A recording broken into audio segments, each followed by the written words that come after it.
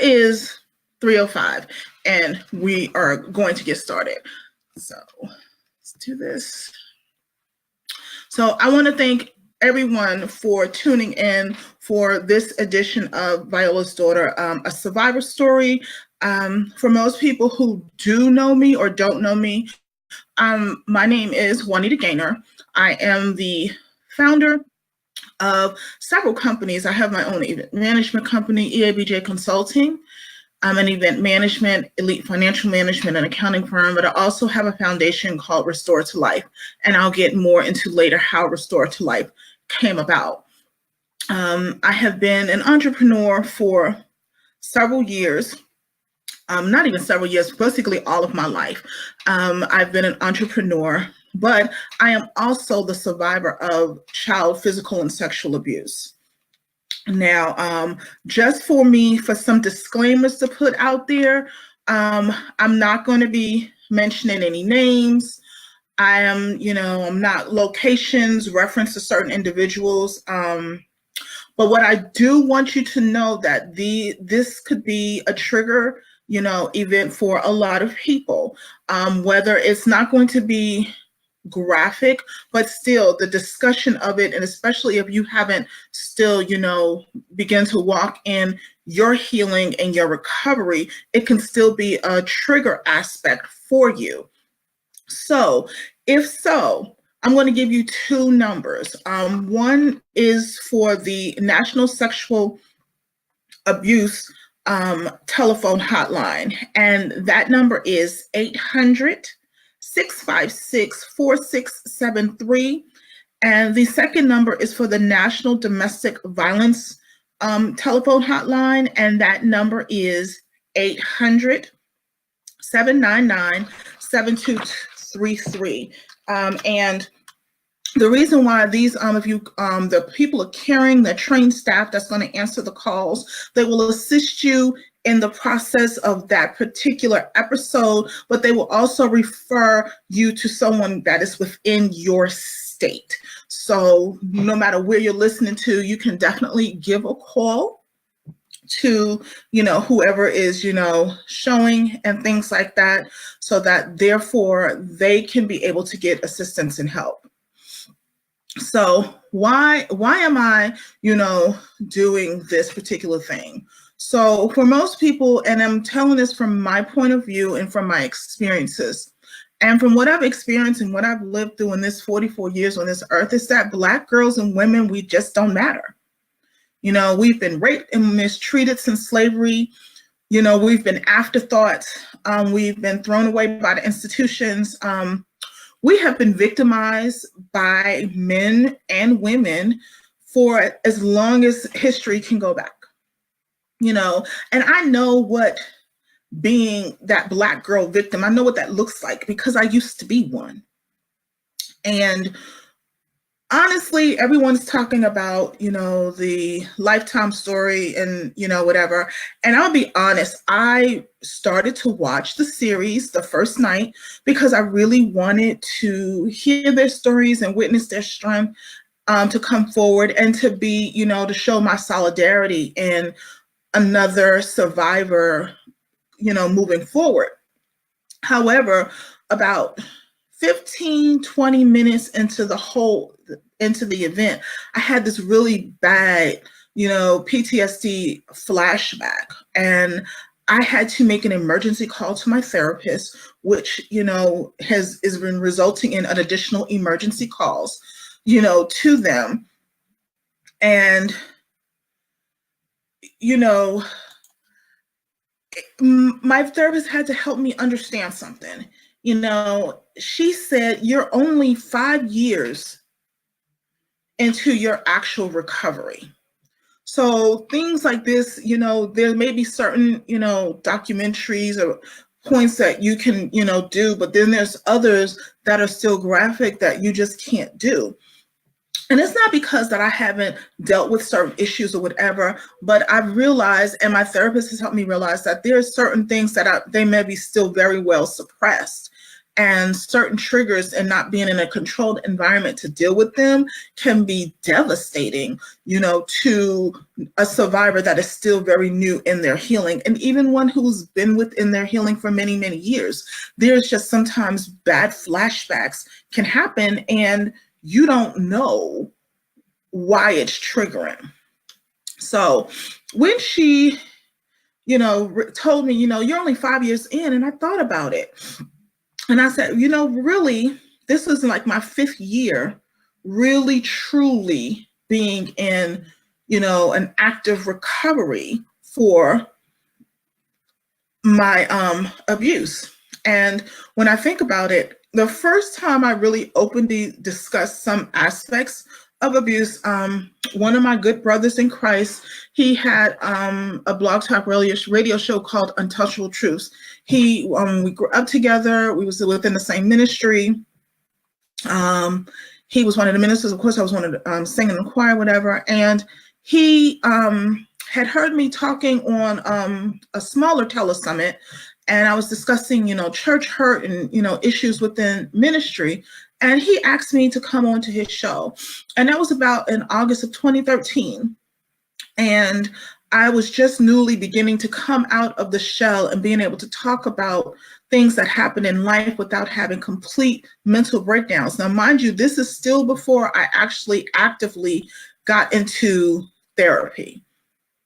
So what I did do was, I said, I agreed to it, of course. It was my brother in Christ. He's doing new things. He's always been, an advocate of preventing those who've gotten hurt within ministry. So I was, of course, definitely okay with him doing that. And where I'm looking at some stats that I have up that I want to make sure stays up on the other computer. And so I remember him coming to me and he was asking me, he said, "What is the name of your ministry?" And I couldn't think of anything, but the Holy Spirit gave it to me easily. And that's how Restored to Life was born. Of course, it has been years since it's been done and whatever, but I'm being diligent in how God wants me to move with that. But it was the catalyst and the start of my true healing process.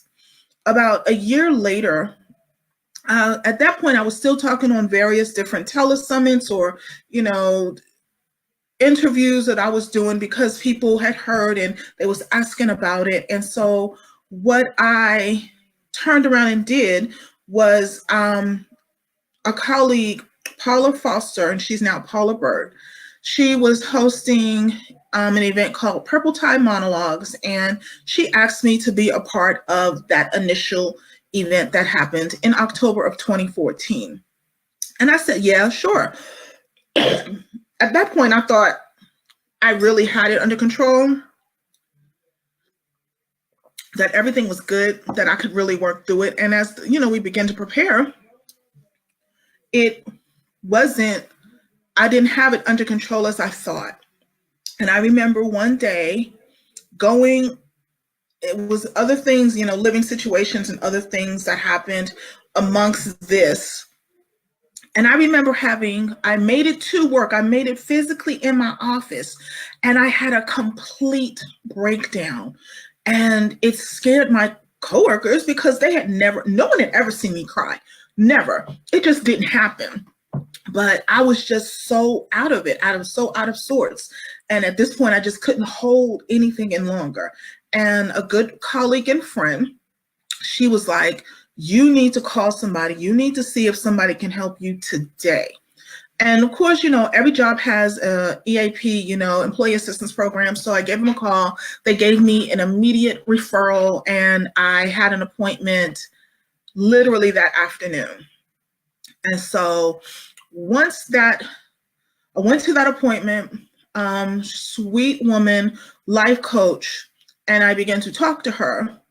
And before I could fully finish, her question was, "Do you have health insurance? And if so, we need to call their behavioral health."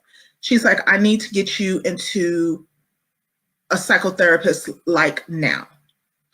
And I'm still like, okay, whatever. No, she's like, "No, like we literally tried for an hour to get through, between my cell phone, her cell phone, it just wasn't going through." And I remember I promised her, I was like, "Listen, I will call the minute I get back to the office, and I'll make the appointment and I'll let you know. And I kept that promise to her because, and I looked at her face and she was so worried. She was so, so concerned. So I got back in the office. I called, I made the appointment, just told them what happened.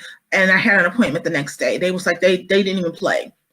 They were trying to find someone right then and there, but considering where I was to where it was going to be, it was going to be a challenge. So she was like, I have the first appointment in the morning, 11 o'clock. I need you here. I was there. And I had them call the other coach to let them know that I had made the appointment, that I had seen somebody, because she was concerned. And I remember going through this process and talking to her or whatever. And we go through, the intake process, and she is just so, the looks on her face was just like, oh my God, like, how are you still not in someone's mental hospital? And that was a question she asked me. And she was like, I have dealt with people before who are this bad, but not to the point where you are in this situation. So that was the beginning of the process of counseling for me. I'm going to ask again, if you are listening in, if you can hear, I need for you to tell me that you can hear it. That's what I need to do. I need to hear. I'm going to try something. So, okay, I think this audio is going great. I did a little test, so we're good. So we go through the whole intake process, and I'm saying this for some people because I want you to understand the process when you really decide to go and seek us help. When you go seek help, there is a process. When that person cares and they're trying to take their time to assist you and help you, there is a process that they go through so that they can, help you in the best way possible. So they did the intake. There's questions you ask. They find out what levels you're on, where you're at mentally. And she was really scared because I was on all tilts. I was on full tilt when I got in there. At this point, they was trying to figure out how to get me off the ledge.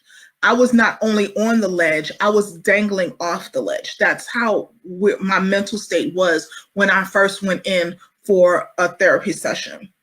And normally they just do an intake, they talk with you. They don't normally do counseling sessions at that time. Like she literally moved another appointment to another therapist to do the intake on, and then contacted, because what I have is I have a psychotherapist and I have a psychiatrist, and then contacted the psychiatrist that was on call for the purpose of if medication was needed or if I needed to be admitted, they would have to do that.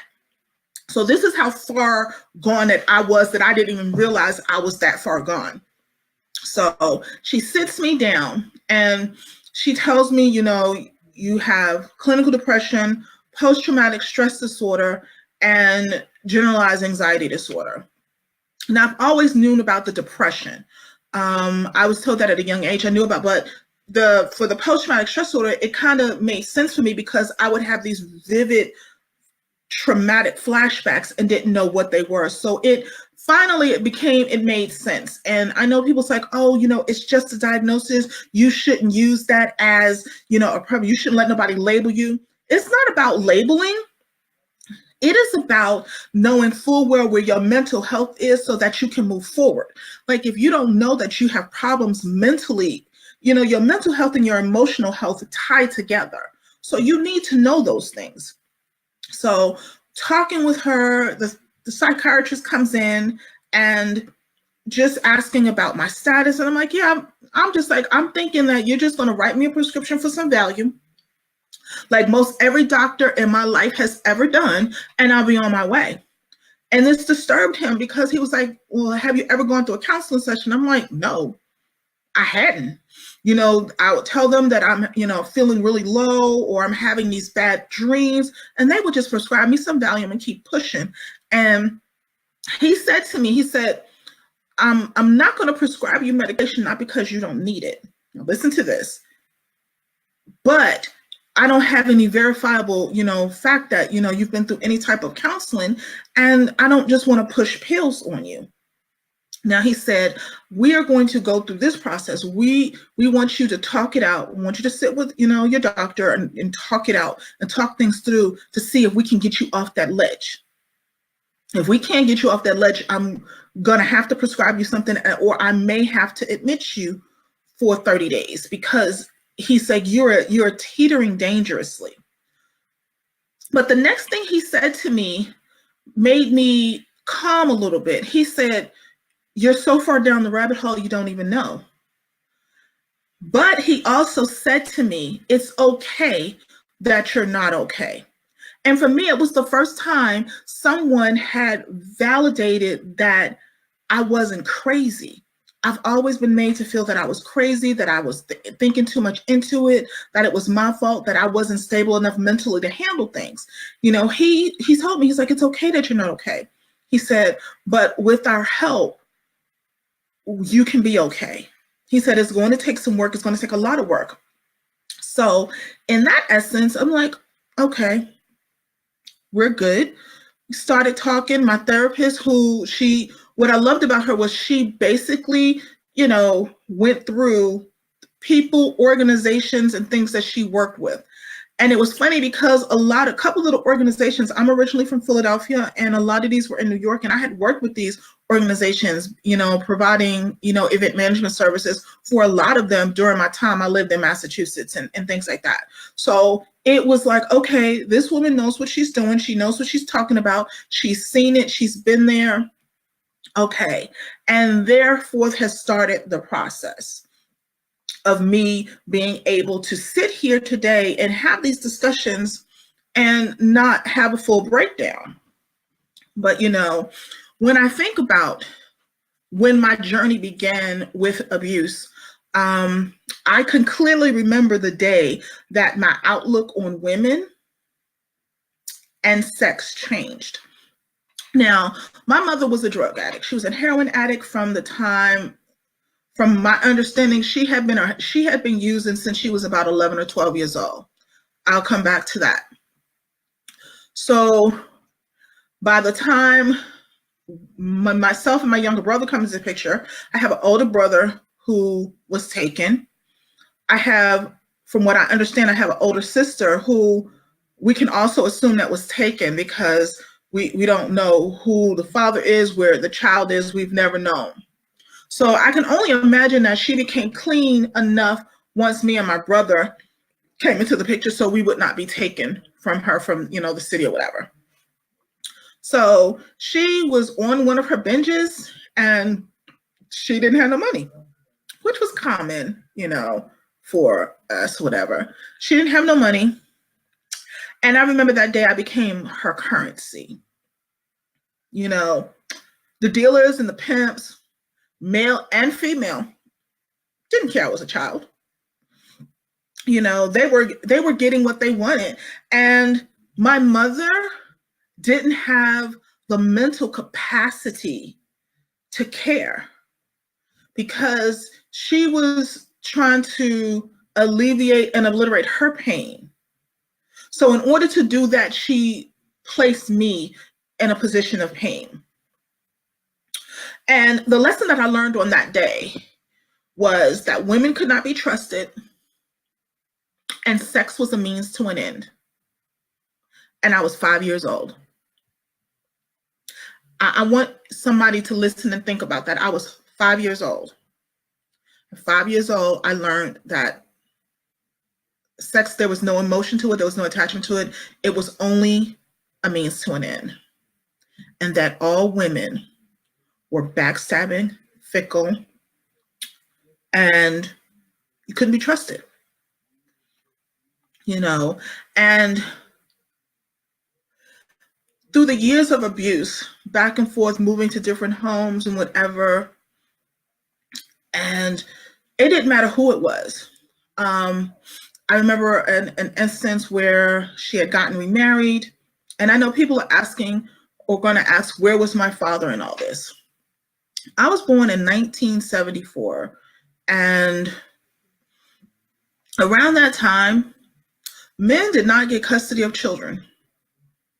They were going to say that it was best for the child to be with the mother more so than the best help that the child be with the father who could actually help them and be the best for them. So even though my dad was loving, he wanted the best, he had lost many times in court to get custody. I mean, we was in court, and I remember we could have black and blue bruises all over us. That was enough for a judge to take us away from her. So I remember she had gotten remarried, and around this time is when we probably lost contact with our dad. We moved away from, we used to stay, with my aunt grandmother. Again, that's later. I'll get into my mom and how that transitioned. She remarried. One thing I can say about my stepfather, when he was not drunk, or even when he was drunk, he made sure we had food and clothes and that we got up to go to school, that my mom wasn't beating on us, because that would be the one time that there was a safety net when he was around. Like, he would not let her beat us, or he would make sure that we ate. He would make sure we went to school.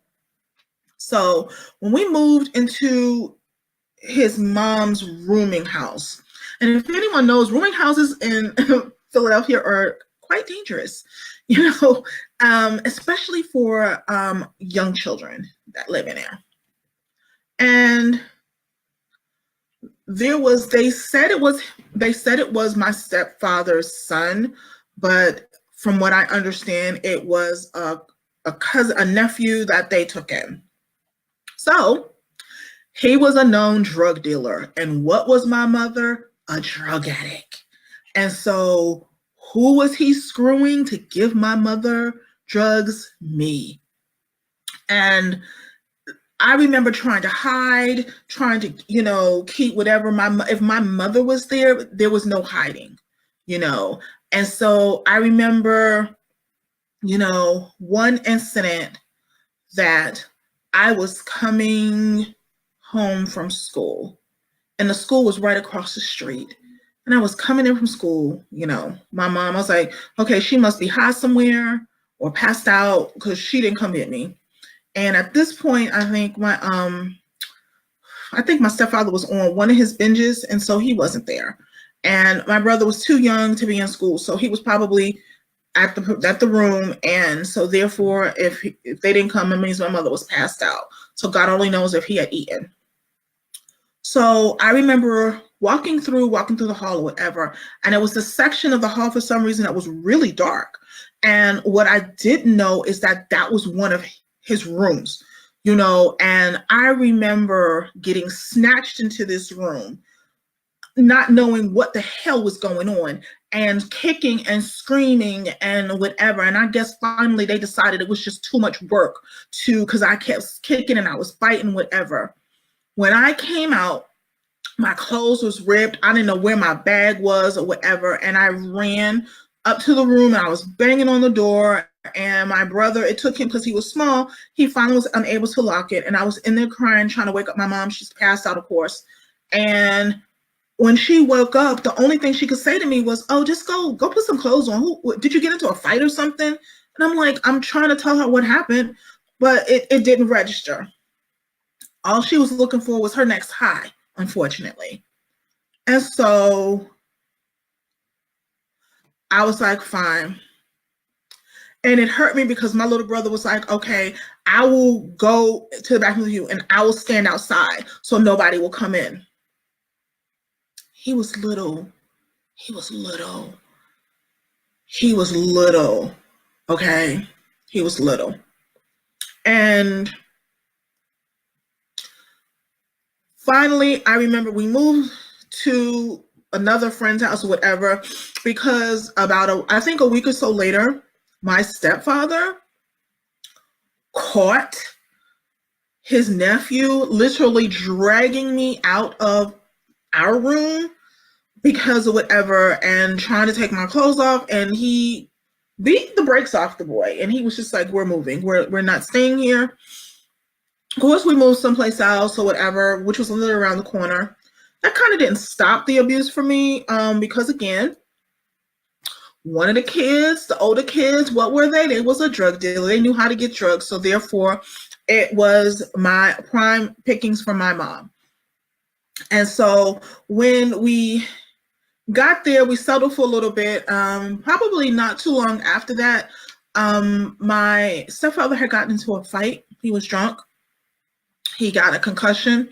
And because he had a plate in his head, something happened and they couldn't reduce the swelling, whatever, and he died not too long after that. And so our situation went from bad to tragic.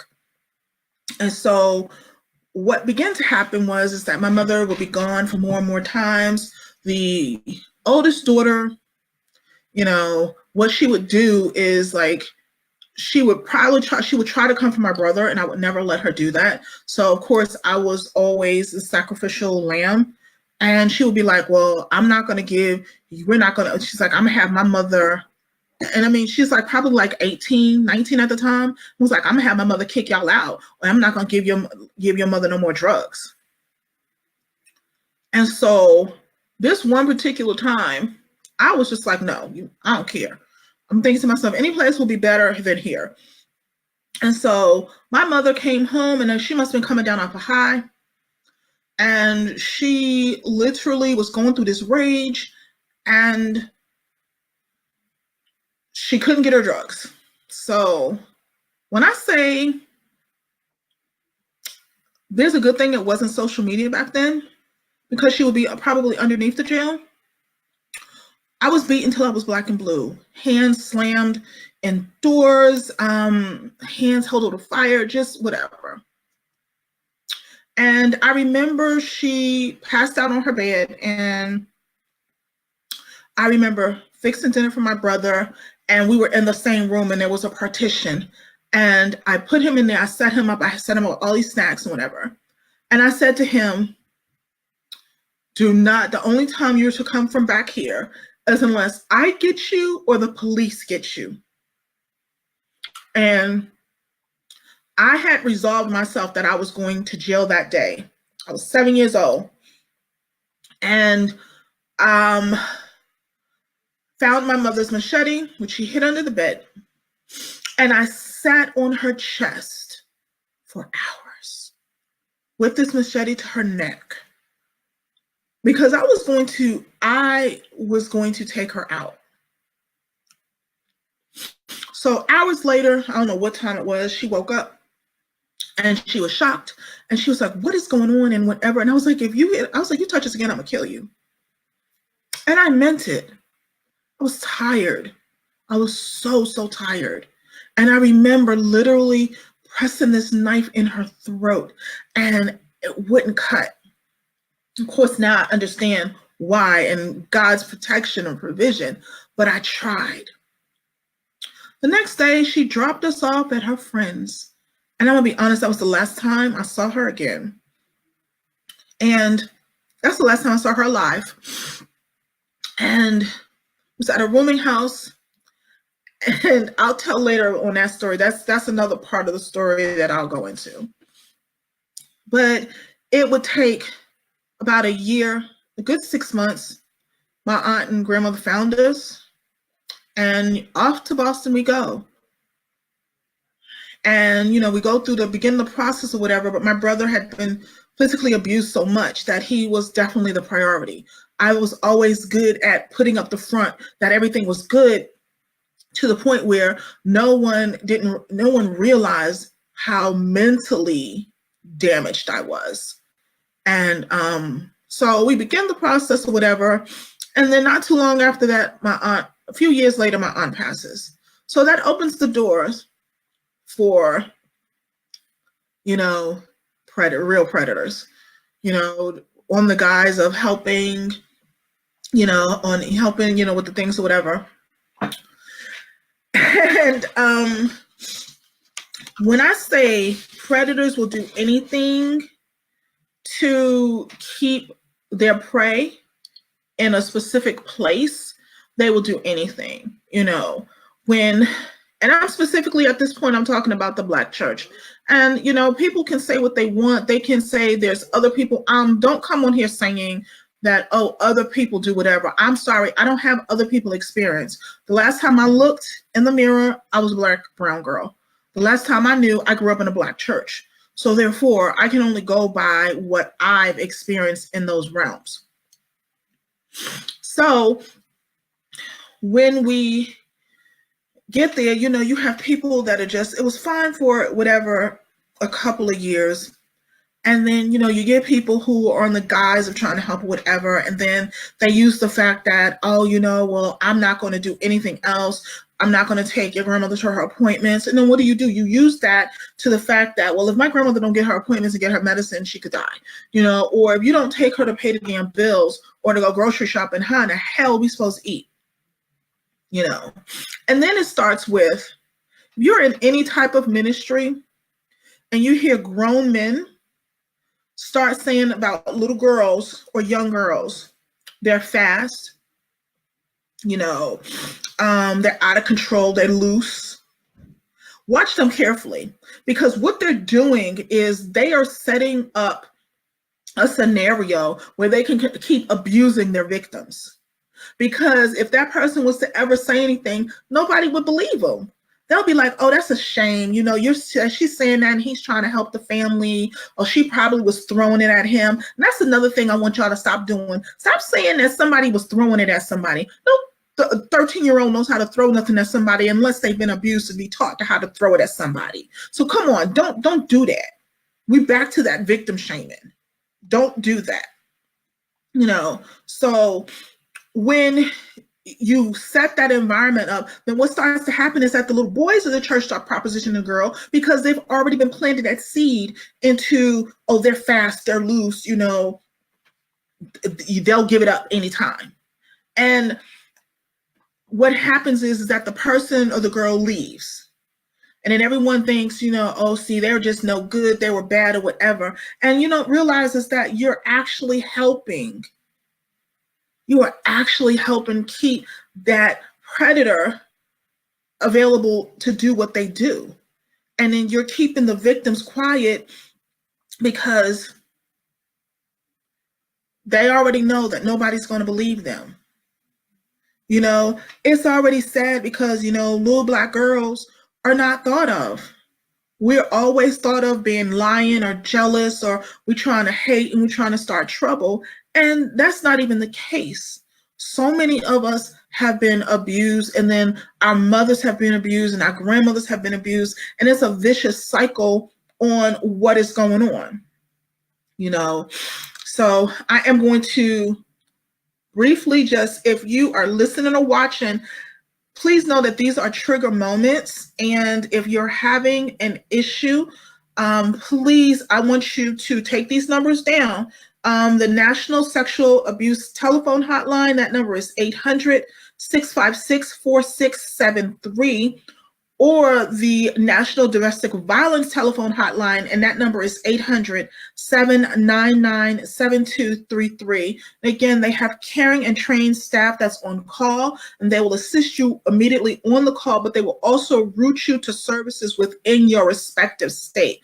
So if you don't have a therapist that you go to now, please use those numbers so that you can be routed to trained professionals that deal with this on a consistent basis that can help you.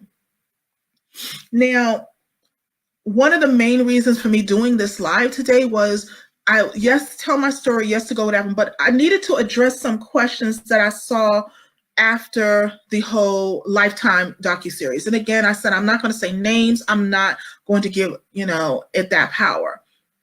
But there were some questions that was asked that I feel are valid questions for those who have never been in a situation of abuse or have been exposed to it, because in their minds, they can't process how these things can happen.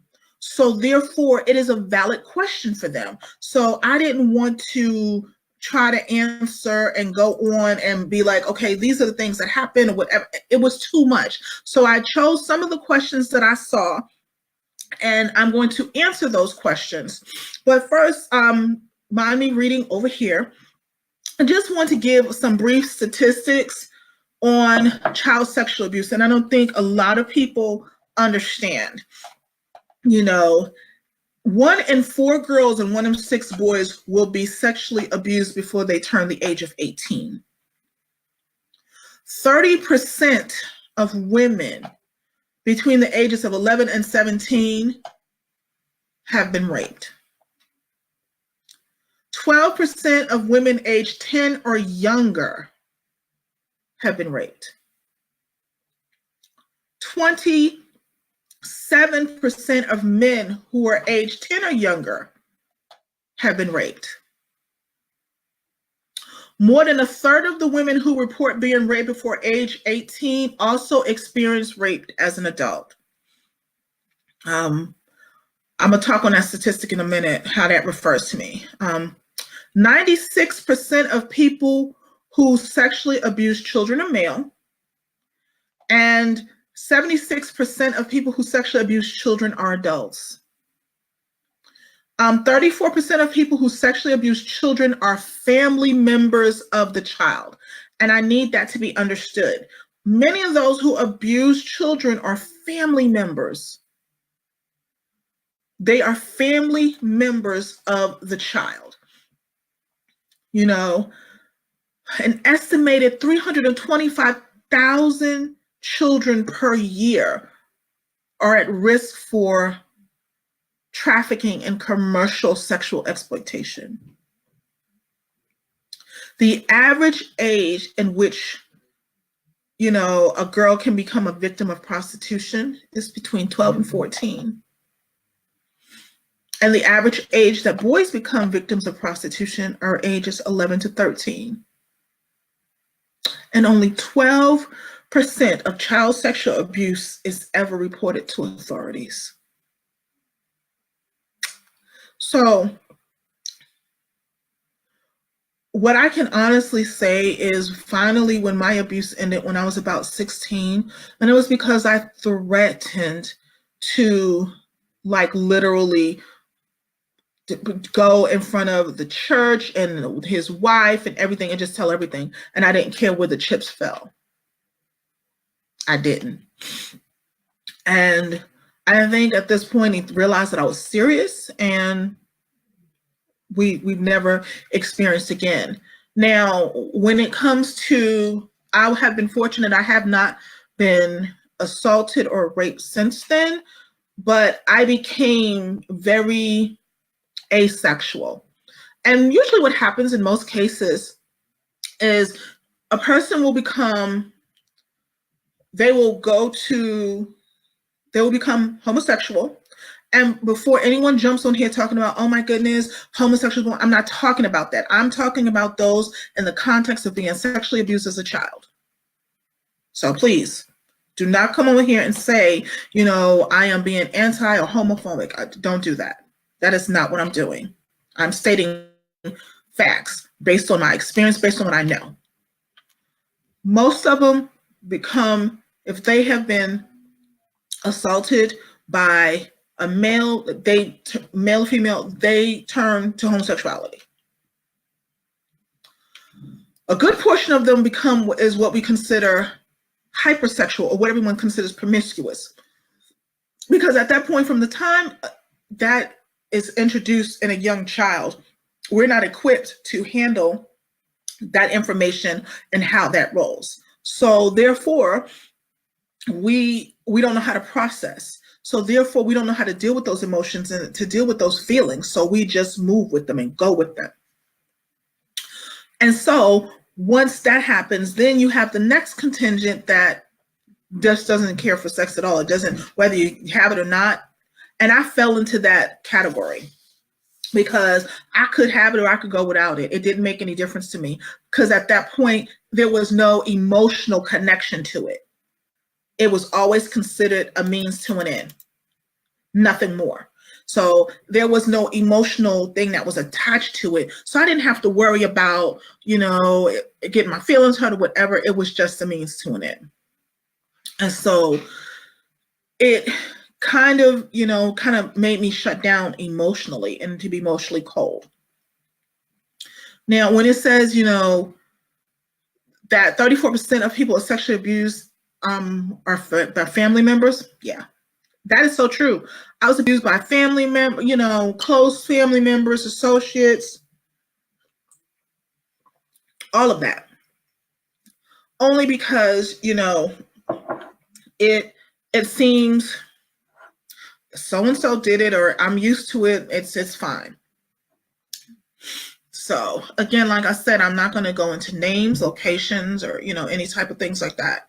Because actually for me, 99.9% of the people who have abused me are dead. And there are a couple that are still alive, but I've forgiven a long time ago so that I can move forward, because I realized that how God has given it to me and how he has, moved me forward in it. I do not have to answer for them. I do not have to put their misgivings on me. So I'm grateful that I don't have to deal with that. But let's go into some of the questions that I saw on Facebook. One of the most popular questions that I saw was someone was asking why no one did anything. There could be several reasons. One, because they just didn't care. Two, because they were poor and needed money and money was used as a hush thing. Three, the same thing happened to them and no one said anything. So therefore they're like, well, no one did anything for me and I turned out fine. So I don't see what the problem is. And one of the main ones that can happen is that they're taught not to say anything. I had a good friend that we went to school together, and he was like my ace boon coon. I was a tomboy, and he came back to school one day. He was visibly, black and blue. I'm like, boy, did you get into a fight? We were probably like 11, 12. And his sister, he had an older sister that was probably maybe 2 years older than us. And so he was black and blue. I'm like, did you get into a fight? And he said, no. I walked in on my dad with my sister, and she was crying, and I tried to get him off of her, and he gave me the worst beating. And he said to me that if she had a problem with it, she could defend herself if she had a problem with it. And I was, kicked out of the room. And he said, I went to my mom and told my mom what I saw. And he said his mother said to him, okay, she was like, stay out of grown folks' business. And he was never the same after that. He has had problems in relationships because with his, girlfriends feel like you don't look out for me, you don't protect me, you don't stand up for me. What he was taught at that very age was that we were not worth being protected or standing up for. And that if we had an issue with anything that was going on, we could stop it. So there should be no concern for him. Then two, what his mother taught him was, this is what men do to women. So stay out of grown folks' business. And it happens through childhoods and through families across the country. So these children we're being taught at a young age that as girls that we're only property and we don't matter. And we're teaching boys that they're only property, they don't matter, and shut your mouth. And so does it make it right not saying anything? No, it doesn't. But you have to understand And again, I'm speaking from a survivor's view and from what I know and from what I've been through and what I've had other friends go through. You're taught and it's ingrained to not care. You're taught to ingrain that it is whatever. I'm going to be honest with you. Oprah, I don't know what year Oprah Winfrey did this show, but she did a show regarding sexual abuse, child abuse. And it was just people saying how wrong it was, whatever. And it shattered me because I then had to rethink some things because it had happened so much to me that it was ingrained in my life. I thought that people who wasn't, I remember times I would go to my grandmother's house to spend the night and no one would come in my room. And I would think that was weird. I thought they were weird because me being abused on a daily and consistent basis was something I was used to. So it was ingrained in my psyche that that was a normal state of being until, Oprah was coming on and they was talking against it. And then others was talking against it and how it shouldn't happen. And that is when things begin to unravel. So many people don't say anything because honestly, back when a lot of this stuff was happening, it was a daily occurrence to people. So they didn't know that things shouldn't happen because you know what? It happened to them. It happened to their mom. It happened to their grandmother. There's so many young girls that have, said they went to their mom and like, well, it happened to me, honey. It happens. It's what happens when you're a girl in, a family of men. It's sad, but that's why most people don't say anything. Now, you have some people that are just truly sadistic and they don't care. I'm not talking about those. Those people will have their day, but I'm talking about the ones who have been conditioned from the time they were little bitty children, from the time their first assault happened, that you don't say anything. What goes on in this house stays in this house. You don't put your business in the street. I know another question people were asking was, why make a movie? Why go public in that fashion? You know why? And I'm going to repeat this. The reason why this was done, it wasn't to get justice per se, what everyone was thinking. Sometimes you just have to be open about your story so that you can go through your own healing. Like, I know that my abusers are gone. So it don't matter what I say or do or whatever. I had to do healing and do forgiveness for myself to be able to move forward.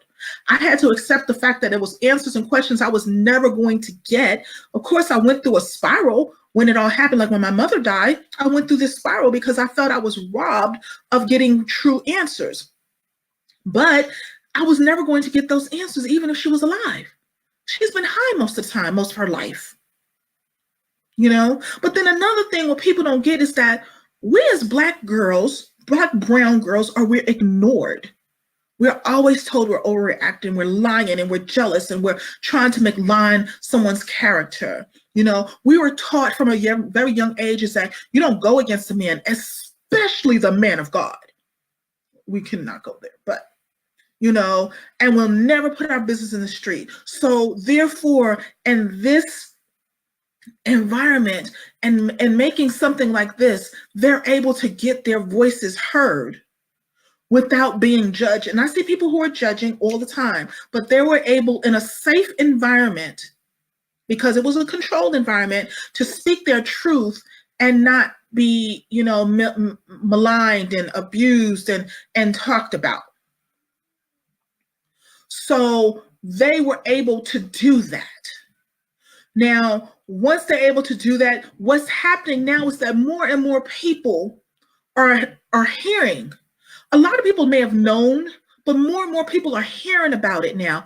And it's, getting to a point where it is going to be this generation and beyond that helps to put a stop to this. Because now they're understanding that we're not going to go with the adage of what goes on in my house stays in this house. Don't do this, whatever. Keep your business all whatever. Don't put your business out there. We're living in an age of social media that's just not going to happen anymore. People are being out there. People are saying the things that they need to say. And they're not being scared anymore. And I'm going to be honest, what's happening with those young people doing that, It gives hope and courage and strength to women like myself. Like, I am 44. I was born in 1974. For me and for women, I know women beyond me who've been gone through this, who have still yet to even utter a word. So now that it's out there and people are listening, it's going to mobilize and produce change. But there's going to be another key. We also, as a Black community, have to stop thinking mental health is taboo, because we can't deal with one and not deal with the other. We have to address the mental health situation that is rampant within the Black community. And two, I know I'm probably going to get some backlash, but don't come on here saying what someone else did, how so-and-so and so. I'm not talking about them. We have predators all over this world. I am talking about the Black community as a whole. I'm not saying who this or whatever. They're all issues. But sometimes you have to focus on one to handle others, to make others come in submission. So don't use, because the way I see it, and I'm gonna tell you, me personally, the way I see it is, if you say, well, so-and-so was married to this person at that thing, and they went with this person, and so-and-so did that, basically what you're doing is you are protecting the predator, and you're victim shaming. You may not think it is, but I'm telling you, as a survivor, it is. I don't care what Joe Blow down the street did. I'm talking about my situation. It's like saying you go into a courtroom and the person that murdered your child is sitting up there on trial, but then someone else down the street was like, oh, well, yeah, I know he committed murder, but so-and-so down the street committed murder and no one went after him.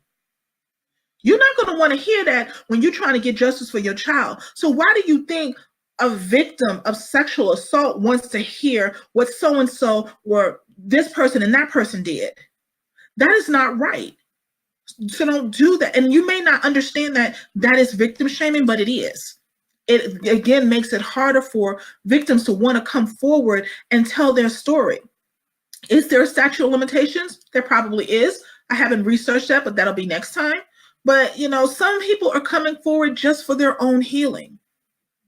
Some people, their abusers are long dead, but they're still stuck in a place. So coming forward and sharing their stories and showing how they've moved forward is helping them to also move forward. Now, another question that has come up recently, and what I saw people posting articles on, was parents renting out their children. This is very true. This is very, very true. And I know some people think it's hard to believe, but I was that child. When that parent needs money, or they're a drug addict, or they got some type of addiction, or there's more than one child and this one's pretty and we know we can get some money to do whatever, that's what they do. And a lot of the times, I'm going to say this, a lot of the times the parents that do that, the mother nor father, they weren't abused. They're just money hungry and they want money and they see an opportunity and they're narcissistic and they want to get what they want. So therefore, they're going to sacrifice or use something to get it. But it does happen, and it is hurtful and it's devastating, because they're creating a pattern within that child that could take decades to clear out. Now, you do have some families where the mother was abused and the father is potentially the mother's abuser. So her husband, who, he's probably been messing with her since she was 13, 14 years old. They married, they have children, and now, he done brainwashed, he got her good, and now he's doing the same thing with your children. But you don't see anything wrong with it because it was allowed to happen to you. So again, the cycle continues. So we have to begin to hold parents also responsible about what's going on with their children. Because I know people can say, when you think of the life cycle of a predator and you think of, oh my goodness, they was abused, these things happened or whatever. Yes, everybody that allowed it, everybody that enabled it, even the people that did it to them, they're all accountable. They all have to be held accountable. It's called getting to the core of the solution. If we can't just say the predator, yes, we have to deal with the predator itself, because the predator did what they needed, what they did. But then you also have the predator that's the victim. And unfortunately, those are two separate instances. Like, you have to deal with the victim and, for the little boy to get whatever. But there comes a point in time and age where we know right from wrong, and we know things are wrong. And so therefore, we can't keep using the victimization as an excuse to be negligent and to do wrong. That's just my opinion, personal opinion. So, when will we value our Black and brown sisters? That can be so. That was a continuous theme through Facebook, and a lot of friends who hit me up on, DM. I don't know. But I know for me, it comes from me valuing and protecting myself first. And once I can value and love and protect myself, it makes it easier to value and love and protect someone else. Because what we're now doing is we're asking people to do something for someone else that they can't even do for themselves. We're asking them to love themselves as their neighbors. And they don't even, love their neighbors as themselves, but they don't even love themselves. They don't even value themselves. They're exhibiting in behaviors that keeps them in situations a lot of the time. So until we can dig down to the root of our issues and love and protect ourselves and value ourselves, we can't fully value, love, and protect someone else. Now, there's other people that, of course, that haven't been abused, but they've been in other situations where they don't have the self-esteem and to love. So it also comes down to mental health. We have to stop using mental health as a stigma in the Black community, because mental health, having great mental health, allows you to have other things. So until we get to the core of what our issues are and we value and love and protect ourselves, we're not going to be able to do that for anyone else, even our children. I know it's sad and I know it hurts, but it is the truth. Because if you have a mother who doesn't think she's worth anything, she doesn't think her child's worth anything. It's just, the cycle that has been created. Forgiveness, victim shaming. I think I've spoken about the victim shaming. Things you just don't say to victims, just don't say, like, did you provoke them? Why are you trying to start trouble? I know them. They would never do that. They never did that to me. Stop causing problems. My favorite one, they've changed. And I've changed, but I had to deal with some consequences of something I did years ago. That doesn't mean that I'm free of the consequences of my actions because I've changed for the better. That doesn't mean that. I still have consequences to deal with. So saying, oh, they've changed, or, prove it. I've never saw them do that. I've never saw them act that way. Oh, the famous one is, oh, what were you wearing? I was 5. I was probably in a t-shirt and a diaper. Who knows? Like, those types of things that people do, you can't do that, because that's victim shaming and you don't even realize and you don't even know it. So my advice to those, when someone is sharing their story with you and someone is telling you how they're feeling, say to them, I'm sorry that you've gone through that. I'm praying for your healing. How can I support you in your healing? Stay away from those, oh my goodness, are you sure that really happened? Stay away from those. So, be more so positive in saying, how can I help you walk through this journey of healing? What can I do to assist you? And sometimes it could just be a matter of just listening. However, if you have that struggle and you're having your own issues, this is what you can say that will help us. I'm sorry for your pain. I will help you as much as I can. but I can't be there all the time or all the way. Just be honest and just say those statements, so that don't say, oh yeah, I got your back, and you have your own trials and tribulations you have to. Being honest is the best thing in the world. Now, I'm going to close on forgiveness. And the reason I say this is because, like I said, my mother is gone. My mother's been deceased. She died the year I graduated high school. So it's been 25 years. However, the last time I physically saw my mother was 1984. So that's a really long time. Really, really long time. So I remember the day she died because I went into this tailspin. And I thought I was cheated. I thought I was, robbed of having answers to questions that I needed. And I remember sitting back reflecting one time, and I said, she never apologized. She never said she was sorry.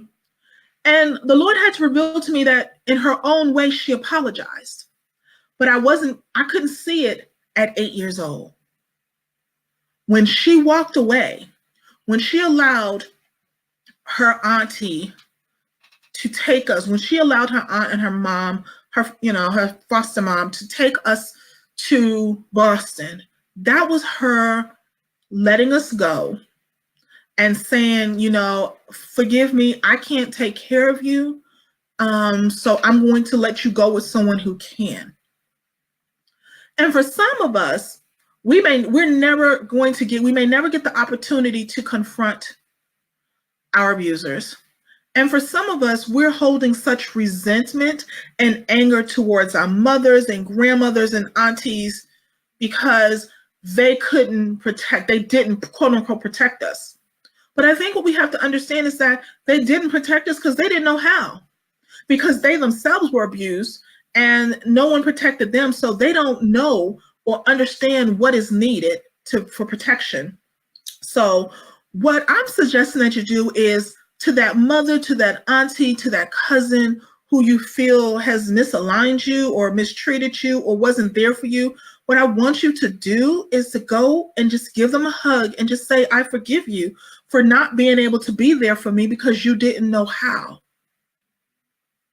Now, what that's going to do for you is that's going to release a burden and lift a burden that you didn't even realize was there. You're going to be a lot freer. You're going to be able to move better in your healing. But what you may do also is open up a pathway for your mother, your aunt, or your grandmother to finally open up about their own pain and begin their own process. Because just like we wanted and needed somebody to listen to what we were going through, they need the exact same thing without being judged, without being said, well, you should have did this and you should have did that. And as long as we don't create that welcoming and open environment for someone to be just bare honest, we're going to continue to have people who go to their graves with this type of pain. And because they go to their graves with this type of pain, they raise a whole nother generation who is hurt and broken. So in forgiveness in that aspect, it is not only for you, but it's for them. It opens the door for them to know that they have some place to be safe and to have their pain acknowledged and recognized. So, I know it's a little bit over an hour we've been on there. So I want to thank everyone who has been on live, who will see the replay, for joining me with Viola's Daughter Survivor Story. This is part one of a multi-part series, and going through the pain and the trials of sexual and physical abuse. But as you can see, most people who've been following me have seen the progress. They've seen where I'm at. They've seen where I'm going. But a lot of people don't understand how I got here. And we have so many young people and women, grown women, who needs to see the process and understand the process of getting there. So again, I'm going to also leave these numbers again. So if you are dealing with a trigger moment, or if you find yourself in a situation that you just don't know how to get out of, the National Sexual Abuse Telephone Hotline number is 800-656-4673. And the National Domestic Violence Telephone Hotline is 800-799-7233. Please utilize these numbers. There's questions, concerns. You can find me on social media at Juanita E. Gaynor. You can find me on Facebook, Instagram, Twitter. You can send a message to the DM if you have any questions or concerns. If you need any type of assistance, I will definitely, work with you to find, comparable assistance within your respective state or area. You can also leave a message on the foundation's page, Restored to Life, and that's restored, the number 2 in life. You can also do that as well. Just know that I love you guys. I am diligently seeking to see how I can best support those who are going through this journey with sharing my own journey. And what I want you to do, and every time you're thinking or moving forward and just with your day, I want you to do this. Always, always be kind in your word, in your thought, and in your deed, because it's being kind in those aspects that can be life or death for someone. So think about what you say, think about what you do, and think about how you move when it comes to dealing day to day. Love you. Thank you so much for watching. Be blessed. And we will be back soon with part 2 of Viola's Daughter, A Survivor Story. Thank you so much for watching.